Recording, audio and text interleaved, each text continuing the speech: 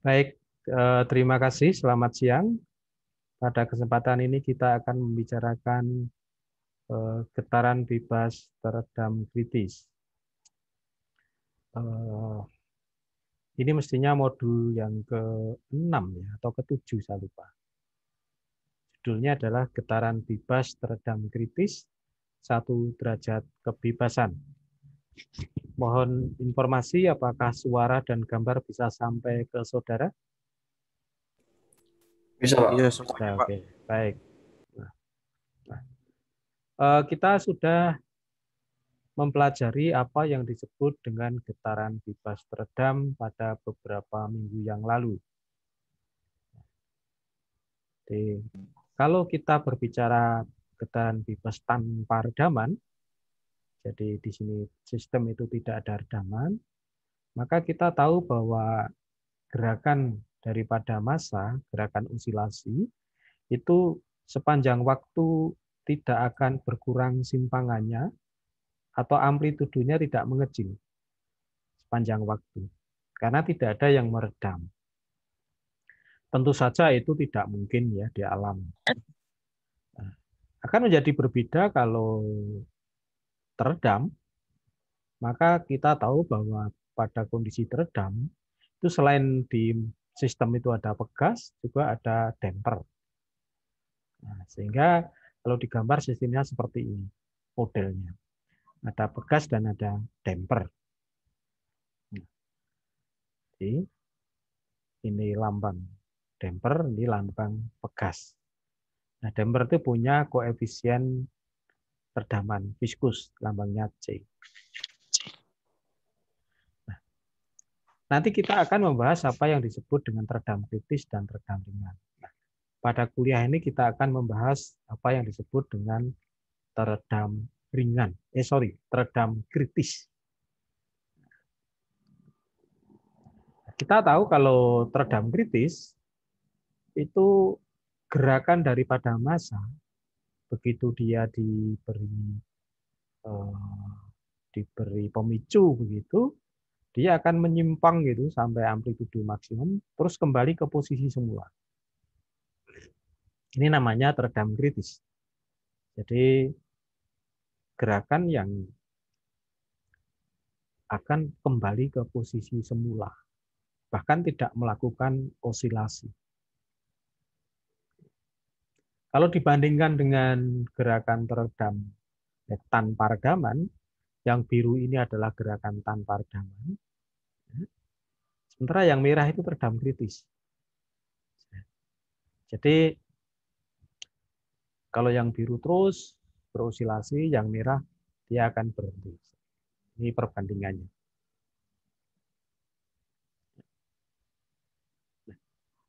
Kita sudah menganalisis sebuah model matematik untuk menggambarkan sebuah sistem yang teredam. Jadi ada massa, ada pegas, ada redaman. Apabila massa ini bergerak ke bawah, maka dia mempunyai inersia, massa kali percepatan, dan akan dilawan oleh gaya pegas dan gaya redaman. Kemudian berdasarkan hukum Newton, hukum kedua Newton, jumlah gaya-gaya luar sama dengan massa kali percepatan, maka bisa disusun sebuah persamaan.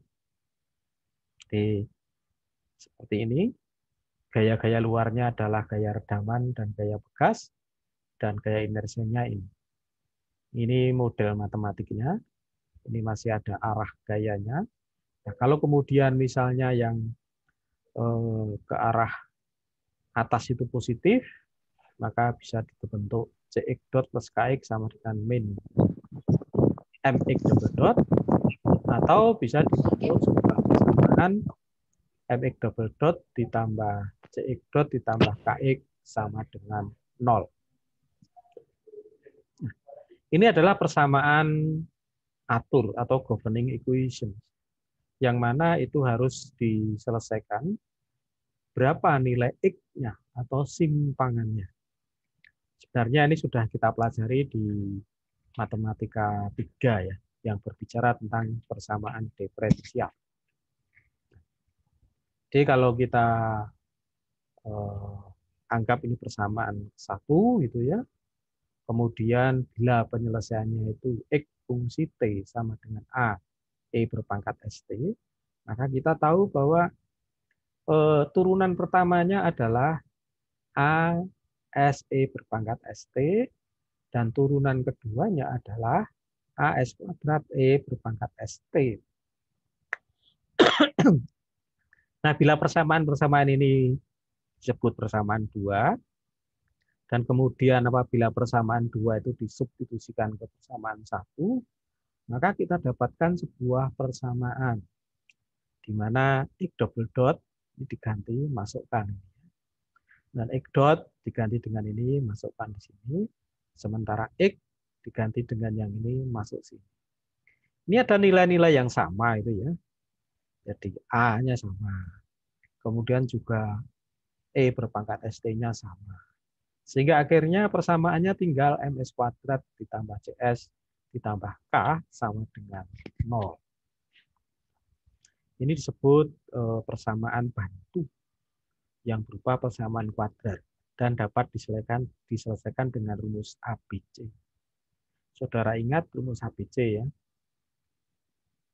Nah, kembali ke sini, jadi ini MS kuadrat ditambah CS tambah K sama dengan 0. Maka dengan persamaan ABC tadi kita tahu S12 sama dengan min C plus minus akar C kuadrat min 4MK per 2M. Atau bisa akar-akar daripada persamaan ini sangat ditentukan oleh nilai yang ada di dalam akar ini.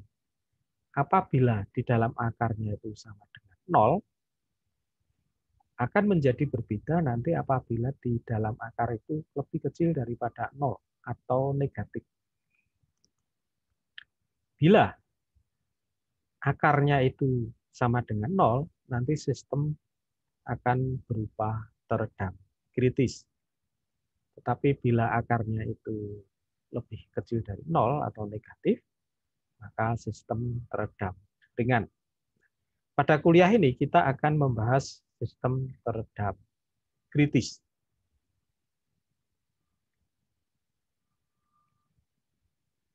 Nah, pada sistem teredam kritis, jadi C kuadrat min 4MK atau 4KM sama dengan 0 gitu ya. Grafiknya seperti ini, gitu ya, sudah kita.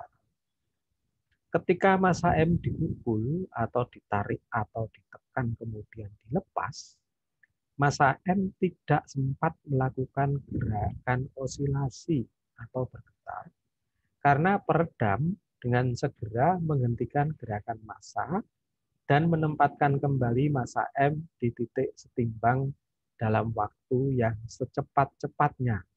Itulah yang disebut teredam kritis. Peristiwa itu disebut critically damped of free vibration.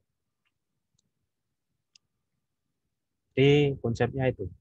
Di M itu tidak sempat berosilasi, dia akan kembali ke posisi cepat, ke posisi semula secepat-cepatnya karena adanya peredam. Nah, kalau kita lihat C kuadrat min 4MK sama dengan 0. Ya, kita tulis saja C kuadrat min 4KM sama dengan 0, biar gampang mengucapkannya. Maka apabila C kuadrat min 4KM sama dengan 0, artinya C kuadrat sama dengan 4KM. Jadi yang ini dipindah ke sisi kanan, didapatkan C kuadrat sama dengan 4KM. Atau dengan kata lain, C sama dengan akar 4KM. Atau C sama dengan 2 akar KM. Nah, nilai C yang besarnya sama dengan 2 akar KM itu disebut koefisien redaman kritis. Lambangnya adalah CC. Artinya, dengan demikian CC itu sama dengan 2 akar km.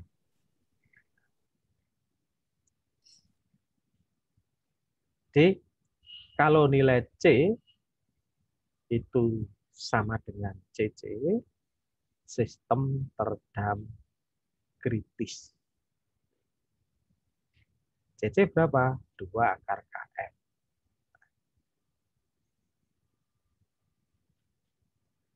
Kemudian sebelum dilanjutkan akan ada istilah yang disebut damping rasio atau faktor redaman. Damping rasio itu adalah C dibagi CC. Itu damping rasio. Nah, kalau lambang ini dibaca zeta. Jadi lambang damping rasio itu dibaca zeta. Damping rasio adalah perbandingan koefisien redaman terhadap koefisien redaman kritis. Nah, pada sistem redam kritis, karena C sama dengan CC, maka nilai damping rasio sama dengan 1. Jadi pada sistem teredam kritis, damping rasionya sama dengan 1. Pada sistem terdampingan, nanti damping rasionya lebih kecil dari 1. Itu nanti kita bahas. Sementara pada sistem tidak teredam, itu damping rasionya sama dengan 0. Kita akan berbicara pada teredam kritis, damping rasio 1. Ini terdampingan. Nah, kalau tidak teredam, zeta sama dengan, artinya sebetulnya gambar ini tidak usah digambar. Ini sudah kita bahas pada sistem tanpa redam. Karena zeta sama dengan gambar ini mestinya hilang. Ini hanya contoh saja, hitung konstanta Pegas yang harus dipasang pada sistem agar sistem teredam kritis. Nilai masanya diketahui, CC-nya diketahui, maka K-nya bisa dihitung. Kan gampang hitung itu ya, karena sudah ada rumusnya bahwa CC sama dengan 2 akar km. Demikian pula ini contoh hitung koefisien redaman viskus yang harus dipasang pada sistem agar sistem teredam kritis. Ini masanya dari 100, 200 sampai dengan 1200 gitu ya. Nilai K-nya tetap ini 100.000 Newton per meter. Maka CC-nya atau koefisien redaman kritisnya 6.324 sampai dengan 21.000. Ini koma ini punya titik ya. Ini saya pakai Excel ngitungnya. Excelnya itu coro Inggris. Jadi mohon maaf ini agak campur baur enggak karu-karuan. Ini maksudnya 6.324 Newton second per meter. Ini 8.944 Newton second per meter dan seterusnya. Itu hanya contoh saja.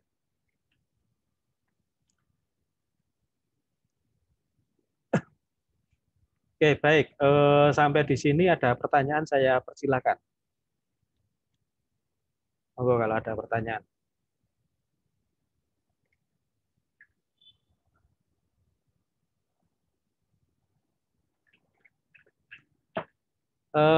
Mengenai jawaban UTS sudah di-download semua ya, Mas ya?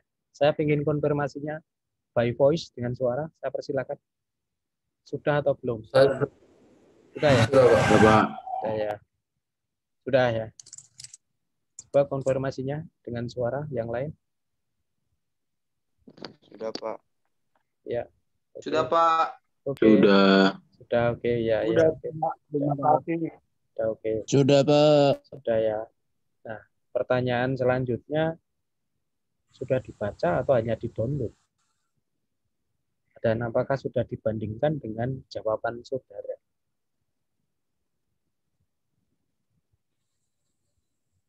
Gimana? Sudah ya dibandingkan dengan jawaban saudara ya?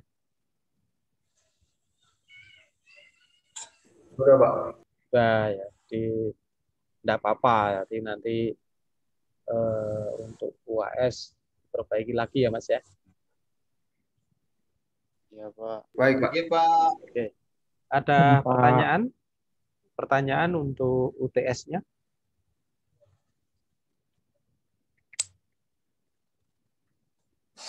Nggak ada, Pak. Oke.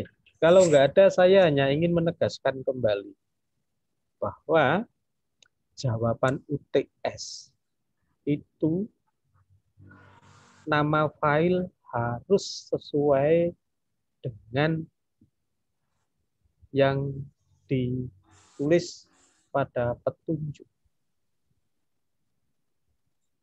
Ada beberapa mahasiswa yang nama filenya tidak mengikuti petunjuk. Saya masih membalas email itu supaya nama file diperbaiki. Ada yang memperbaiki, ada yang tidak. Apabila saudara mengirimkan jawaban dan nama filenya tidak sesuai petunjuk, maka jawaban saudara itu tidak masuk ke folder saya. Jadi tidak masuk ke folder yang kemudian akan saya koreksi. Artinya apa? Artinya ya seakan-akan saudara tidak menjawab, tidak mengirimkan jawaban. Saya bisa melihat di email, oh ini nama file salah. Berarti ini nanti tidak bakalan masuk ke folder. Karena itu saya minta untuk diperbaiki. Ada yang 2 kali saya ingatkan, ada yang berkali-kali tapi saya masih baik. Tapi ada yang tidak diperbaiki sama sekali. Yang nama filenya tidak sama dengan yang sesuai petunjuk, maka otomatis nilainya 0. Apalagi yang tidak mengumpulkan jawaban sama sekali. Jadi nama file, alamat email itu harus sesuai dengan yang harus sesuai dengan petunjuk pada soal. Apakah saudara-saudara paham keterangan saya ini? Saya mohon konfirmasinya dengan suara. Apakah Paham, saudara Pak. paham? Paham, Pak. Silakan semuanya, jangan hanya 1-2 orang yang jawab. Semua saya pengen menjawab. Paham atau tidak? Paham, Paham, Pak. Pak. Paham ya? Iya, Pak. Terima kasih kalau paham. Jadi di era digital ini, saudara harus betul-betul memperhatikan petunjuk. Nama file pun kalau salah tidak tembus. Kemudian keterlambatan pengiriman juga menjadikan tidak tembus. Ini perlu diperhatikan. Baik, ada pertanyaan? Nggak ada. Baik, kalau nggak ada pertanyaan, saya akan teruskan kuliah ini. Saya share screen lagi.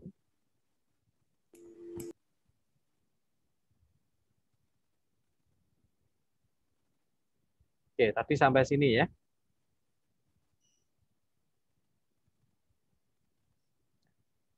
Sekarang kita kembali ke analisis penyelesaian persamaan gerak untuk sistem teredam kritis. Di sistem teredam kritis, itu zeta-nya pasti sama dengan 1. Itu pasti. Artinya C sama dengan CC atau sama dengan 2 akar KM. Jadi kalau ada sistem digambar seperti ini langsung diketahui, oh ini teredam kritis. Persamaan geraknya adalah secara umum mx double dot ditambah cx ditambah kx sama dengan 0. Dan penyelesaiannya adalah X fungsi T sama dengan A berpangkat E berpangkat ST. Dan persamaan bantunya ini MS kuadrat tambah CS ditambah K sama dengan 0. Dan kita tahu penyelesaiannya adalah ini pakai rumus ABC ya. Sehingga karena C kuadrat min 4KN sama dengan 0, ya, dan S1 sama dengan S2 sama dengan min C per 2N. Jadi kalau yang di dalam akar ini sama dengan 0, otomatis atau dengan sendirinya, akar-akar daripada persamaan yang jumlahnya 2, yakni S1 dan S2, itu nilainya pasti sama. Karena yang di dalam ini sama dengan 0, maka S1 ya sama dengan min C per 2N ditambah 0, S2 juga min C per 2N dikurangi 0. Artinya sama-sama minus C per 2M. Jadi akarnya sama. Di S1 sama dengan S2 sama dengan min C per 2M. Sehingga kita bisa tulis, oh kalau begitu karena tadi dimisalkan simpangannya adalah X fungsi T sama dengan A, E berpangkat ST, berarti kalau S1 sama dengan S2 sama dengan min C per M, maka penyelesaiannya, simpangannya, atau X fungsi T itu sama dengan A1 ditambah A2T di dalam kurung dikalikan E berpangkat min C per 2N dikalikan T. Ini S-nya diganti. Ini penyelesaiannya, ini sebetulnya di kuliah Matematika 3 sudah ada.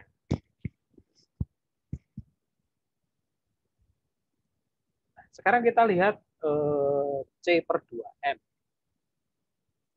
C per 2M itu, misalnya C per 2M itu yang atas maupun yang bawah, saya kalikan dengan akar K.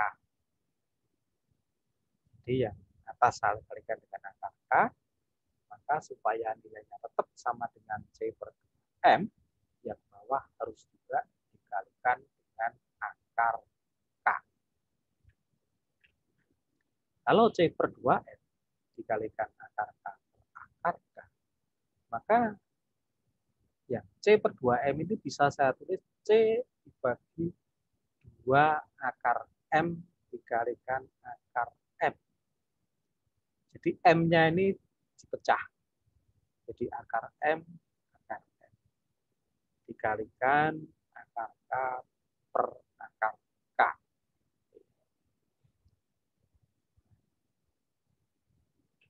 Dengan demikian, bentuk itu bisa ditulis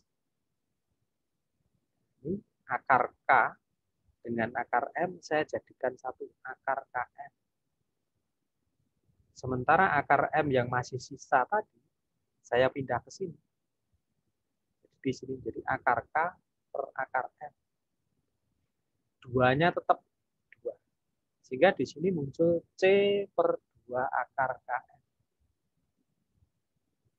Di sini muncul akar K dibagi akar M. Ini asalnya semua dari sini.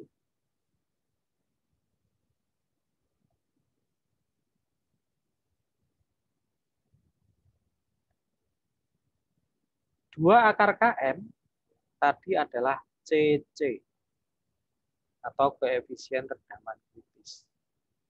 Sementara yang akar K dibagi akar M itu kalau akarnya jadikan satu saja, akar K per M. Kita tahu bahwa yang C per CC itu adalah zeta.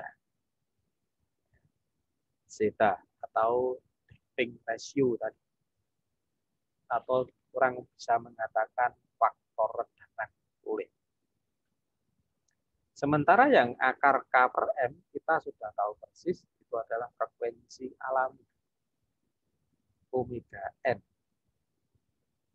Artinya C per 2N itu bisa diganti dengan zeta omega N.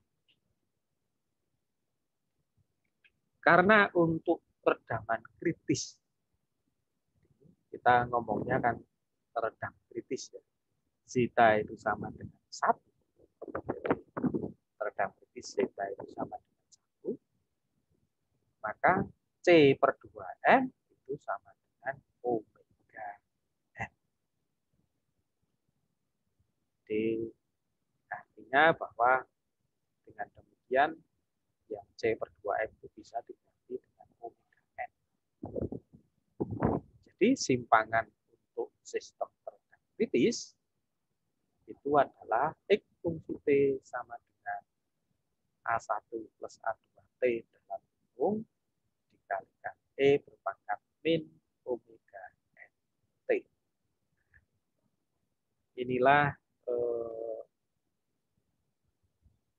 penyelesaian persamaan gerak untuk sistem teredam kritis.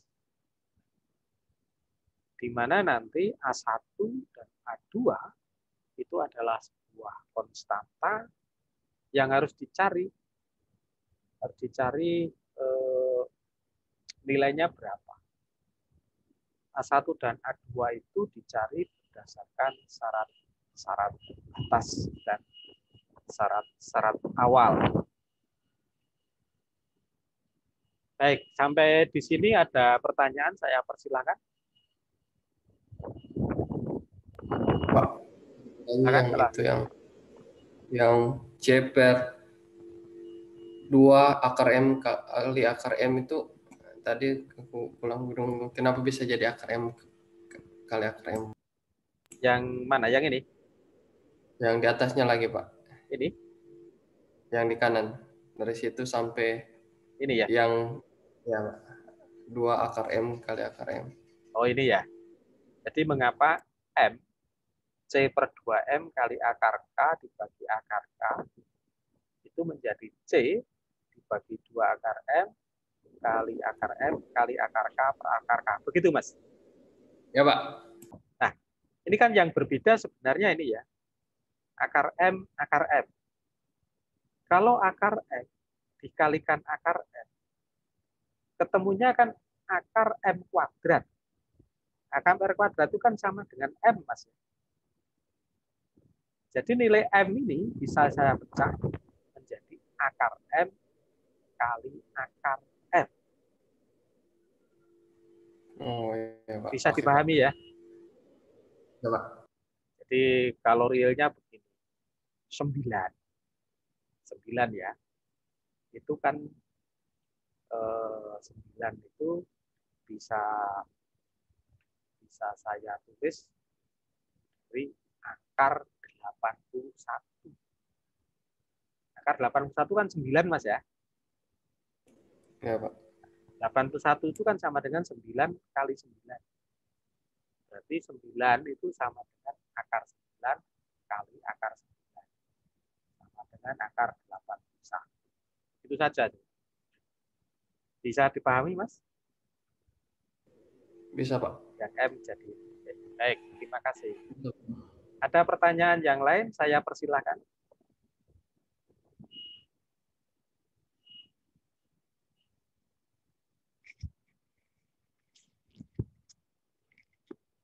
Ya, silakan kalau ada pertanyaan.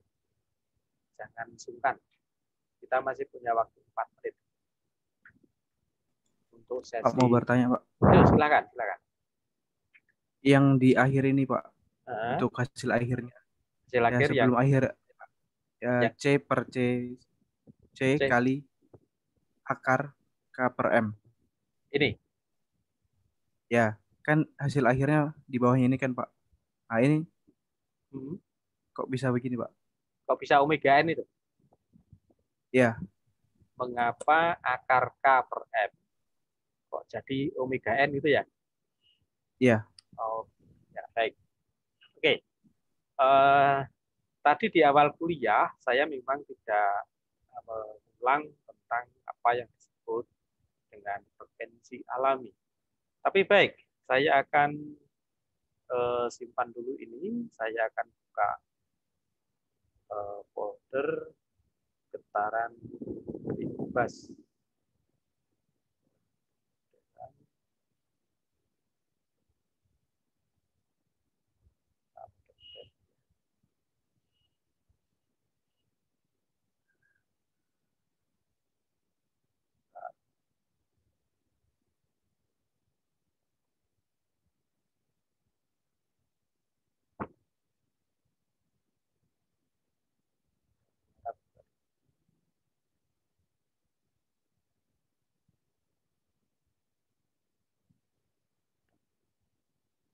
Di folder pemodelan Pak, kalau nggak salah. Pemodelan ya. Ya, getaran tanpa rekaman ya. Ya.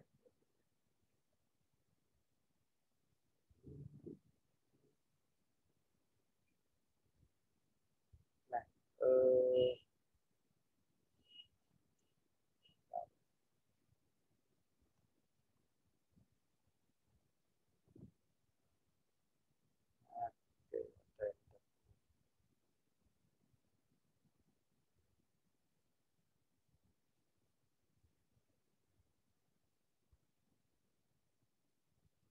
baik, saudara-saudara, pertanyaan tadi akan saya jawab.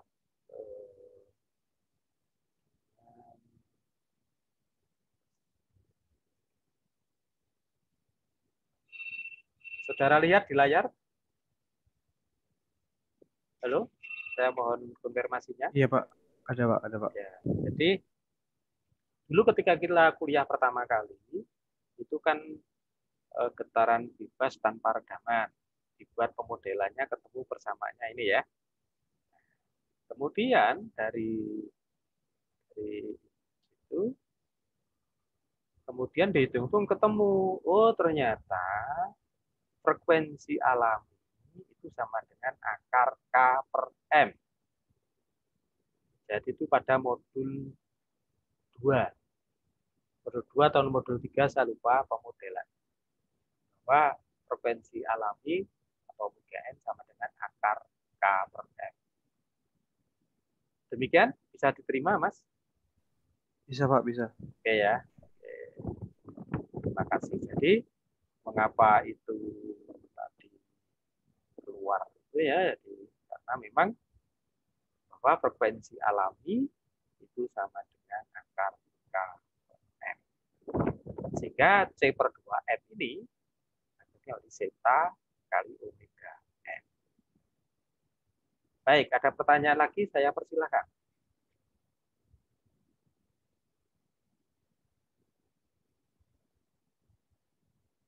Kalau tidak ada pertanyaan, kita istirahat dulu 20 menit ya. Nanti kita akan kuliah sesi yang kedua jam 2. Jangan lupa centang ya.